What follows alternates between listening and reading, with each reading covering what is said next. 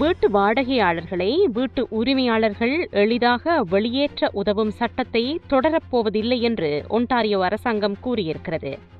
வாடகையாளர்கள் தங்கள் வீடுகளில் தங்கும் உரிமையை குறைக்கும் வகையில் சட்டத்தை மாற்றும் ஆலோசனைகளை இனி முன்னெடுக்காது என்று ஒன்டாரியோ அரசாங்கம் அறிவித்திருக்கிறது.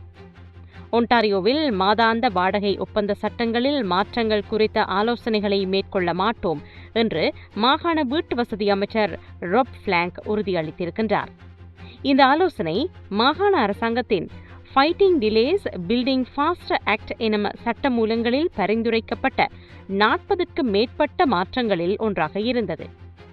ஒன்டாரியோ வாடகையாளர்கள் வாடகை சந்தையில் நிலைத்தன்மையும் முன் அறிவிப்பும் எதிர்பார்க்கின்றார்கள் என்றும் இந்த மாற்றங்களை செய்ய இது சரியான நேரம் அல்ல என்றும் அவர் தெரிவித்துள்ளார்.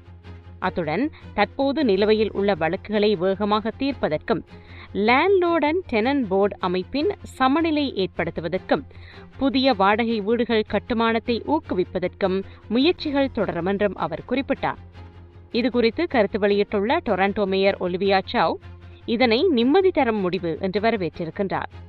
இந்த மாற்றம் நடந்திருந்தால் டொரண்டோவில் வாடகை வீட்டில் வசிப்போரில் 50% பெரும் இன்னலாக இருந்திருக்கும் என்றும் பெரும் சொத்து நிறுவனங்களுக்கு மட்டுமே அது சாதகமாக இருந்திருக்கும் என்றும் மேயர் விவரித்துள்ளார்.